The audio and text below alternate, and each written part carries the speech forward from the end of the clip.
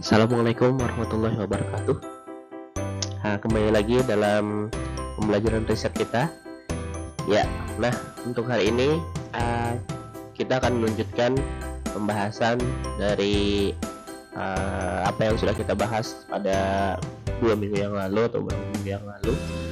Nah, kalau dulu beberapa minggu yang lalu kita membahas tentang bab pendahuluan, maka di minggu ini kita akan membahas bab 2 ya dari suatu proposal penelitian, yakni kajian teori. Nah, dimana di dalam kajian teori itu ada dua hal yang bisa kita tentukan di sana. Ada yang namanya kajian teori, bab 2 itu judulnya kajian pustaka ya, kajian pustaka. Nah, dimana di dalam kajian pustaka itu biasanya ada dua hal yang bisa kita tentukan. Yang pertama ada kajian teori dan tinjauan pustaka. Nah, di sini juga akan dibahas tentang tata cara mengutip dan menulis kutipan. Mengapa? Nah, karena di sini yang namanya kita mengkaji suatu teori itu jelas bukan teori milik kita sendiri, akan tetapi teori yang kita dapatkan dari orang lain. Nah, yang dirujuk sebagai acuan dalam penelitian yang akan kita lakukan. Nah, si teori yang dirujuk ini otomatis kan kita dapat dari tulisan-tulisan yang sudah pernah ada, misalnya dari suatu buku, dari suatu jurnal, atau dari suatu hasil penelitian orang lain, atau hasil tulisan orang lain, bisa juga dari internet. Nah, maka dalam kita menuliskan di penelitian kita atau di proposal kita harus mengutipnya, kita harus menyertakan identitas dari orang yang pernah mengemukakan teori tersebut, baik itu dari nama penulisnya, kemudian juga tahun kapan dia menuliskannya. Nanti akan kita bahas lebih lanjut di dalam di sini bagaimana cara kita mengutip dan menulis kutipan. Nah, mengutip dan menulis kutipan ini juga memberikan kita ruang agar kita terhindar dari yang namanya plagiasi atau penjiplakan seperti itu ya. Mengapa demikian? Karena di dalam suatu penulisan, apalagi karya tulis ilmiah, yang ini tulisannya harus bisa dipertanggungjawabkan, keabsahannya, originalitasnya. Sangat penting kita menjaga plagiasi itu agar kita tidak dipandang sebagai orang yang melakukan plagiasi. Oke, lanjut. Kita pertama bahas kajian teori dulu. Nah, ada beberapa langkah dalam penyusunan suatu kajian teori. Nah, di sini menurut Gall et al 2003, nah ini adalah salah satu contoh pengutipan. Jadi bisa kalian lihat di sini, Gall et al 2003 ini merupakan salah satu contoh pengutipan. Ada 4 langkah yang harus kita lakukan untuk melakukan suatu kajian teori.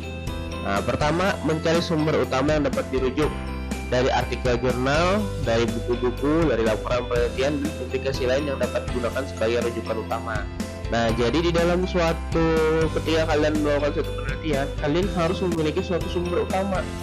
Nah, sumber utama ini adalah rujukan utama atau dasar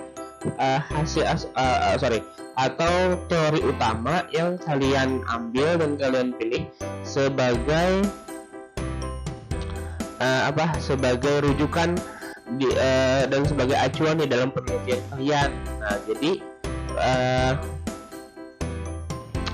yang namanya teori itu ada beberapa teori yang sesuai dan tidak sesuai dengan penelitian kita ya. Nah, teori yang paling sesuai dengan penelitian kita dan paling cocok kita jadikan sebagai sumber utama di sini. Jadi akan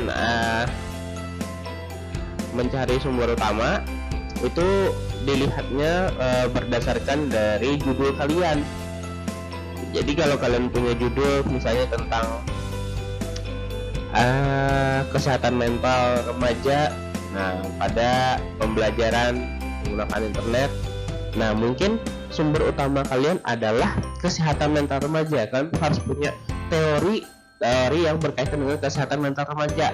Nah, atau juga boleh juga kalian cari suatu penelitian yang pernah ada di artikel jurnal atau buku-buku yang memuat tentang kesehatan mental remaja ya. Jadi misalnya ada suatu penelitian kedokteran misalnya tentang kesehatan mental remaja, boleh kalian masukkan di sini sebagai sumber utama kalian.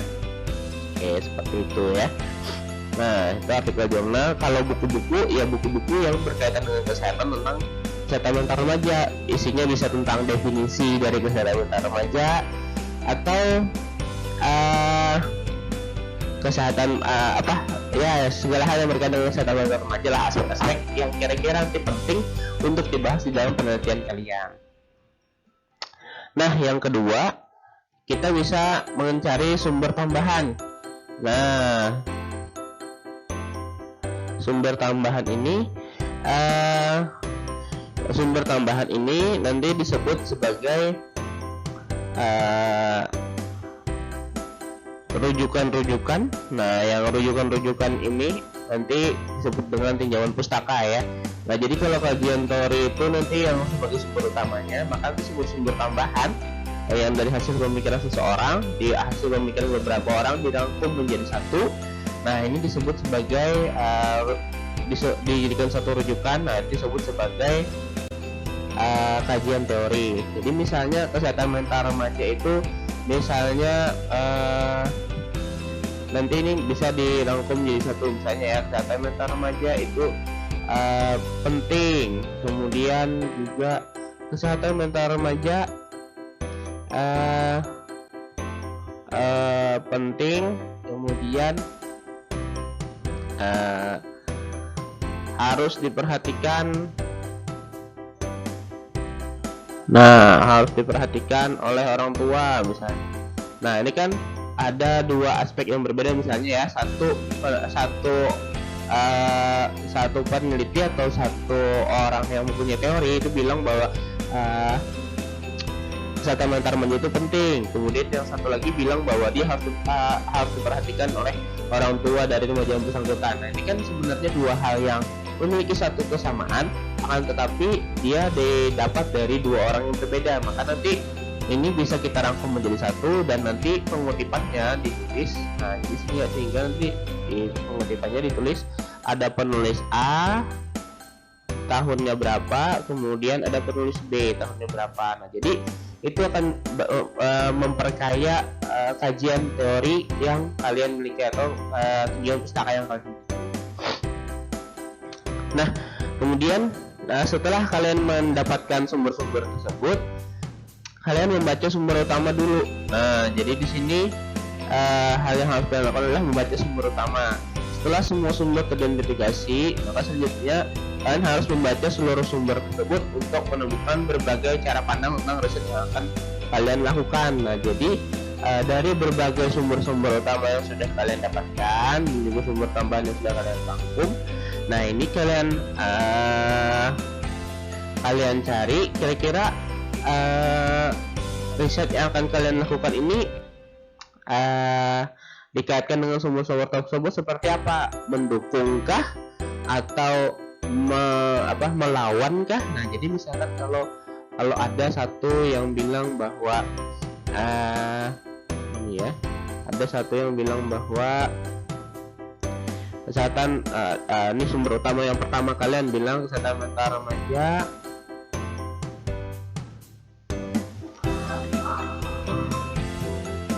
ini terganggu misalnya dengan adanya internet.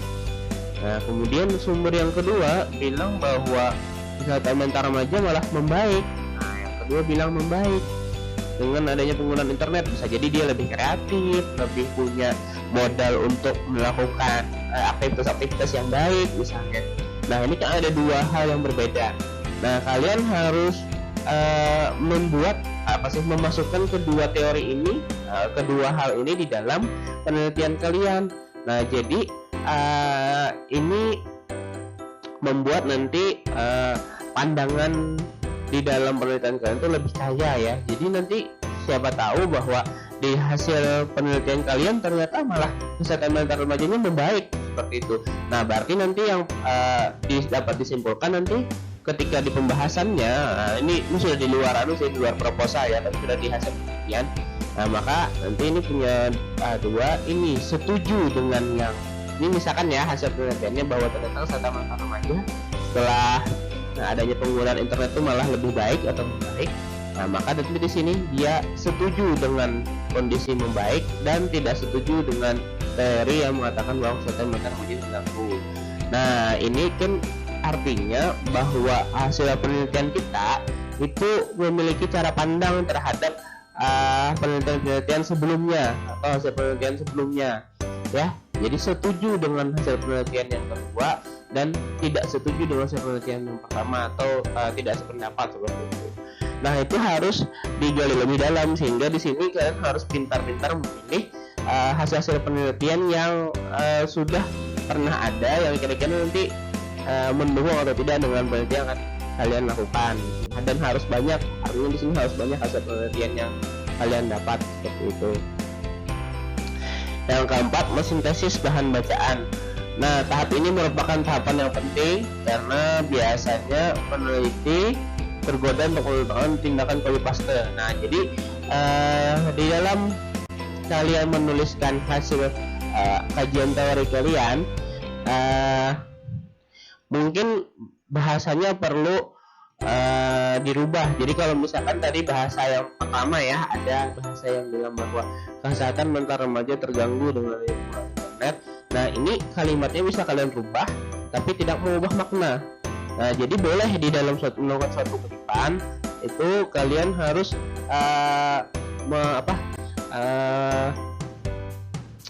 harus melakukan parafrase namanya. Jadi kalian bisa mengubah kalimat yang ada tetapi tidak mengubah maknanya. Kenapa? Ini agar kalian tidak dianggap sebagai orang yang melakukan copy paste saja terhadap hasil penelitian orang lain.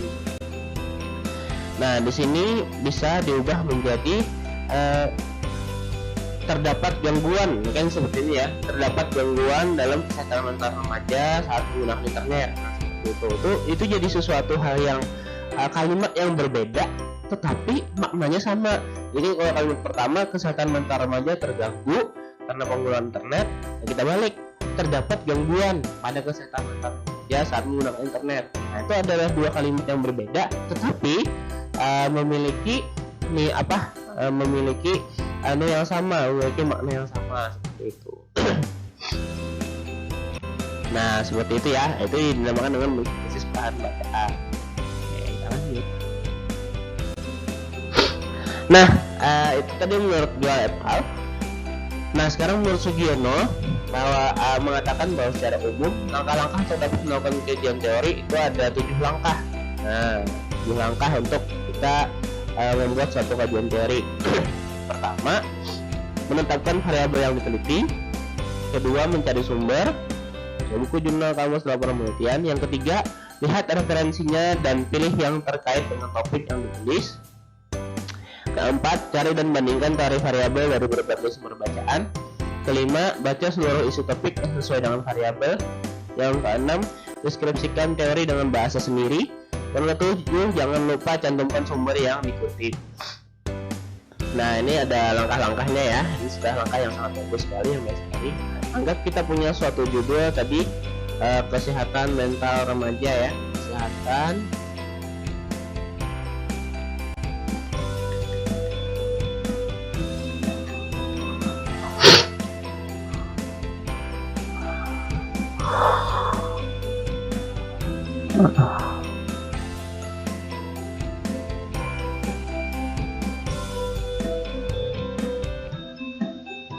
Nah, misalnya seperti ini ya, saat belajar online. Nah, tetapkan variabel dulu yang akan kita teliti. Nah, dari judul ini mungkin variabel yang ditelitinya pertama remaja kesehatan mental. Ini satu. Kemudian yang kedua remaja ya. Ini kan ada objek, ada subjek ya. Nah, objek itu kesehatan mental, subjeknya remaja. Ini di dalam bahasa Indonesia itu kan subjek dan objek itu berbeda ya. Subjek dan objek juga dipisahkan dalam variabel yang akan kalian teliti. Jadi kesehatan mental itu apa, remaja itu apa. Kemudian ada lagi, nah juga kita ngambil yang kegiatan yang dilakukannya atau yang memberikan dampaknya. Di sini ada pembelajaran, kemudian ada online. Nah, jadi ini adalah 4 variabel yang akan kalian teliti. Ada kesehatan mental, ada remaja, ada belajar, ada online. Jadi ini kalian cari sumber-sumber yang berkaitan dengan kesehatan mental, yang berkaitan dengan remaja, yang berkaitan dengan pembelajaran dan pembelajaran online. Itu menetapkan variabel yang diteliti. Nah, yang kedua mencari sumber. Nah, jadi carilah buku, jurnal, kamus, atau laporan penelitian yang berkaitan dengan kesehatan mental, remaja, pembelajaran online. Nah, di sini kalau buku ya kalian sudah ngerti, jurnal juga tadi kita baru jelaskan contohnya seperti apa. Nah, kamus, kenapa kita perlu kamus? Nah, karena kita ini menggunakan suatu istilah di dalam penelitian kita, kan ada yang namanya istilah tentang kesehatan mental, ada yang istilah tentang remaja, ada istilah pembelajaran, dan ada istilah online. Nah, maka ini kita perlu kamus. Kita perlu ada sesuatu yang mendefinisikan istilah yang kita gunakan atau memberikan arti dari istilah yang kita gunakan. Nah, jadi nanti tujuannya agar di dalam penelitian kalian kalian itu tidak terlalu jauh berpikir kemana-mana tentang istilah yang kalian gunakan dalam penelitian kalian tersebut. Nah, jadi lebih terfokus seperti itu. Nah, kemudian ya referensinya yang dia dapat dari buku, jurnal, kamus tadi, kemudian pilihan terkait dengan topik yang kalian tulis. Ya, jadi kalau misalkan buku ya misalkan di buku itu tentang kesehatan mental, nah kalian mungkin bisa di dalam buku tersebut cari kesehatan mental yang berkaitan dengan pembelajaran, seperti itu ya. Nah, kemudian cari dan bandingkan dari variabel dari berbagai sumber bacaan. Ya, jadi dari beberapa sumber, misalkan kesehatan mental itu kalian dapat 5 sumber, ya tulis ke 5-5-nya yang kira-kira ada kemiripan bisa digabung. Jadi satu misalnya tadi yang di slide sebelumnya kan Bapak bilang ada yang bilang terganggu, dan ada yang bilang membaik. Nah, itu kan ada dua faktor yang sangat berbeda. Nah, mungkin dari 5 sumber yang kalian dapat, ada 3 yang bilang terganggu, kemudian ada 2 yang bilang membaik. Nah, itu kalian menulisnya tidak perlu satu-satu, menurut ini seperti ini, menurut ini juga terganggu, menurut yang ketiga juga terganggu, tidak. Tapi tulis aja bahwa terdapat gangguan tadi. Nah, tapi ditulis itu dari 3 sumber yang berbeda. Kan yang penting mereka memberikan suatu hasil yang sama. Nah, yang kelima, baca seluruh isi topik yang sesuai dengan variabel. Ya, yang kalian harus membaca sumber yang kalian dapat ya. Yang keenam, diskusikan teori dengan bahasa sendiri. Nah, itu yang Bapak bilang tadi dengan cara parafrase.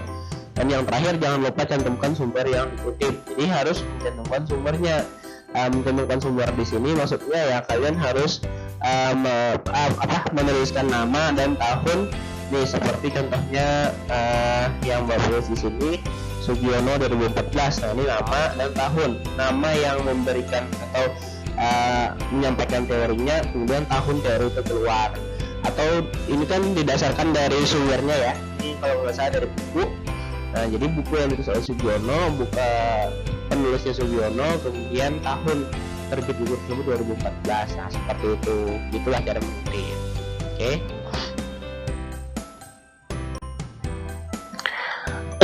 Nah, itu tadi cara-cara membuat suatu kajian pustaka. Sekarang kita membuat tinjauan pustaka. Nah, untuk membuat tinjauan pustaka ada banyak cara ya. Nah, sama aja sebenarnya dengan kajian teori. Nah, cuman tinjauan pustaka ini lebih ke hasilnya, hasil penelitian yang didapat oleh orang lain.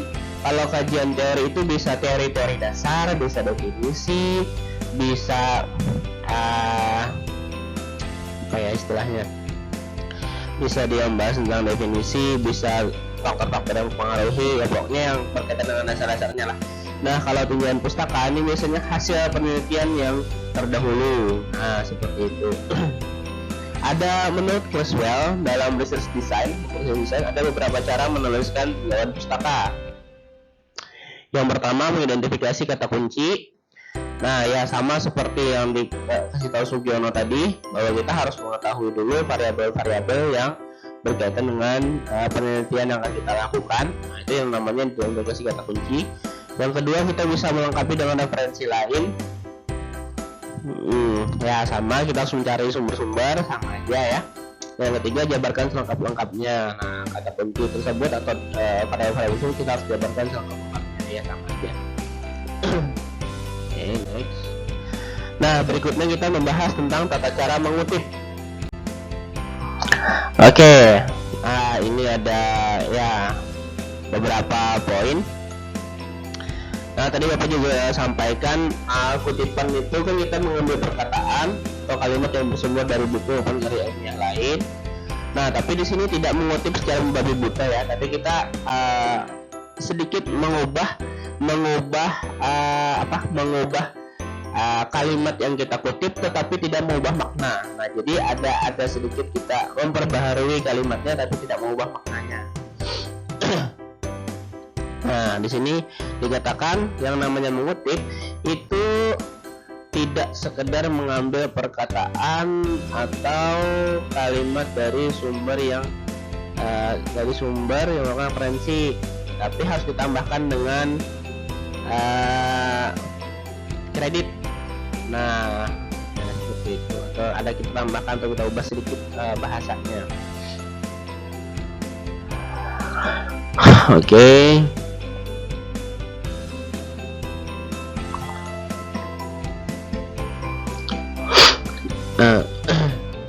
Nah, ini ada beberapa keuntungan yang kita dapat dengan menuliskan kutipan. Nah, jadi pertama keuntungannya adalah kita memberikan penghargaan. Di sini kita memberikan penghargaan kepada karya tulis orang lain atau peneliti sebelumnya. Kemudian menghindari kita dari tindakan plagiasi. Yang ketiga, mengasah kreativitas dalam menulis. Yang keempat, membantu meningkatkan kredibilitas dari hasil tulisan yang disusun. Nah, karena kita punya dasar-dasar teori atau dasar-dasar acuan di dalam kita melakukan penelitian, maka orang menilai bahwa penelitian kita bukan penelitian yang abal-abal. Artinya penelitian kita memang penelitian yang bagus karena dilandasi dari teori-teori yang tepat dan teori-teori yang memang sudah teruji kebenarannya. Baik, lanjut. Oke, ini Bapak kasih poin pentingnya aja ya. Nah, ini fungsi dari kutipan adalah satu, menjadi landasan teori. Yang kedua, menguatkan pendapat penulis. Yang ketiga, bahan bukti penunjang. Yang keempat, menjelaskan suatu uraian. Nah, ini hanyalah fungsi-fungsinya saja. Nah, ini cara menulis kutipan yang benar. Ada beberapa contoh. Nah, ini yang penting ya, Bapak hanya memasukkan contoh ini saja ya. Yang penting itu adalah di sini. Nah, kalau ada beberapa jurus kutipan yang didasarkan dari tempat dimana kita mengambil tulisannya. Nah, di sini ada yang pertama dari internet. Kita langsung bahas saja. Nah, ini adalah dari internet ya. Wah, ini kebetulan kurang baik. Nah, jadi kalau dari internet itu nah contohnya seperti ini. Ini tidak perlu kalau dalam kutipan. Nah, sorry. Nah, gini aja.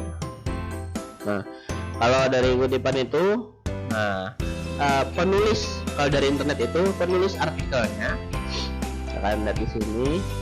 Satu, penulis artikelnya, kemudian tahun kapan artikel itu dibuat, kemudian webnya, sumber halaman web dari artikel yang kalian dapat, kemudian itu di sini diakses pada kapan pengaksesan artikel itu di internet, seperti itu. Itu cara masuk yang benar. Ini kebetulan dia juga mencantumkan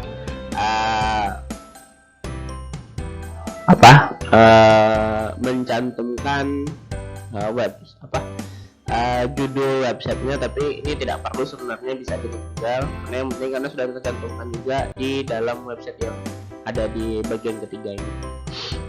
Nah, itu dari internet, tapi kalau bisa kita hindari ya penggunaan pengutipan dari internet karena biasanya kurang valid, lagi dari Wikipedia ya. Nah, karena Wikipedia itu dia bisa ditulis ulang seperti itu. Oke, Yang berikutnya mengutip dari jurnal. Nah, kalau mengutip dari jurnal ya tinggal ini aja. Ada beberapa contoh, ada beberapa kasus yang dia menggunakan halaman. Jadi di sini ada nama pengarang dan nama yang memberikan teori, kemudian tahun kapan keluar teori tersebut, dan ada halamannya. Nah, ini salah satu contoh. Bisa juga tanpa halaman juga boleh. Jadi pengutipan itu bebas tergantung standarnya ya. Tapi biasanya tidak pakai halaman juga tidak masalah. Nah, kalau untuk di dalam penulisan kita, di dalam penulisan proposal kita, kalian tidak perlu menuliskan halamannya. Kalian cukup menuliskan penulisnya siapa, penulis buku atau penulis jurnal yang kalian ambil itu siapa, kemudian tahun terbit jurnal tersebut.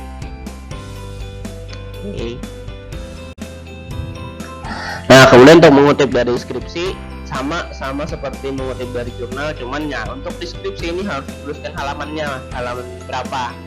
Nah, jadi kalau perbedaannya antara skripsi dengan jurnal, kalau jurnal itu boleh dilepas halamannya. Nah, kalau deskripsi biasanya harus dituliskan halamannya. Jadi ada nama, tahun, kemudian halaman yang digunakan, halamannya seperti apa. Penulisannya itu diawali dengan nama penulis, kemudian koma, tahun kapan skripsi itu keluar, lalu diikuti dengan titik 2. Nah, titik 2, setelah titik 2 lalu masuk ke halamannya. Nah, jadi halaman berapa diambil kalimat ini di dalam skripsi tersebut. Ini ada jurnal online. Kalau jurnal online ini sebenarnya ini adalah contoh dari yang beberapa tahun lalu ya, karena memang dulu jurnal online itu beberapa jurnal online itu tidak bisa di-download. Nah, tapi sekarang dengan kemudahan akses itu biasa jurnal online juga bisa di-download, sehingga kita tidak perlu menuliskan pengutipan seperti ini lagi ya. Dan penulisan pengutipan jurnal online ya sama aja dengan jurnal biasa.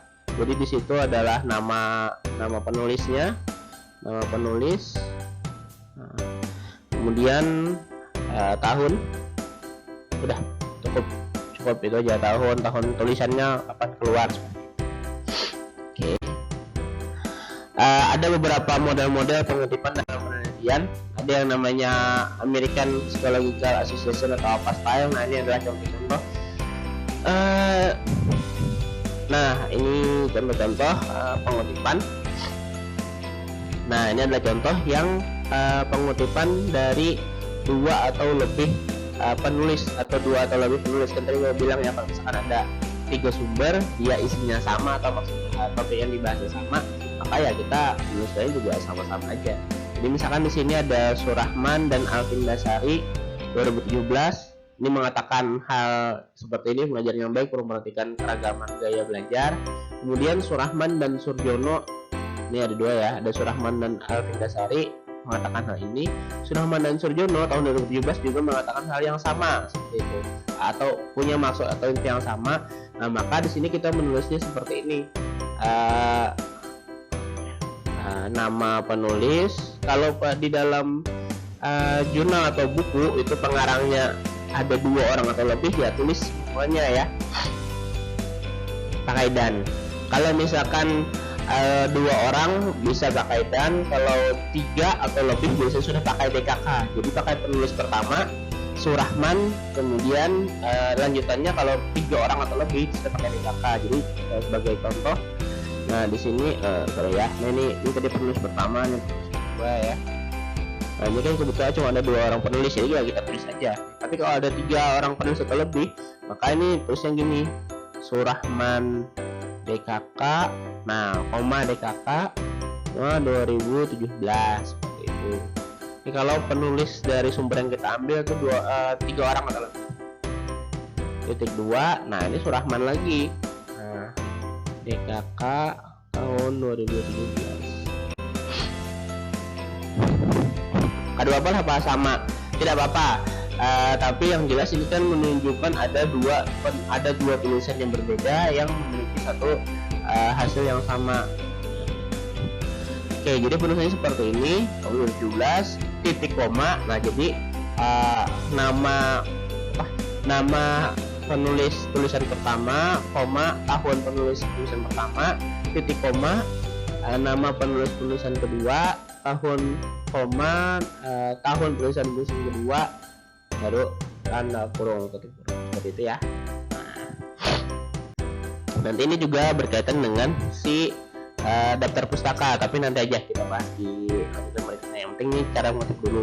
Nah, untuk tulisan kita Bapak menggunakan APA Style ya, American Psychological Association. Nah, jadi Bapak menggunakan APA Style ini di dalam cara kita menuliskan kutipan. Oke. Ada juga Harvard Style. Nah, ini hanya sebagai contoh saja seperti itu.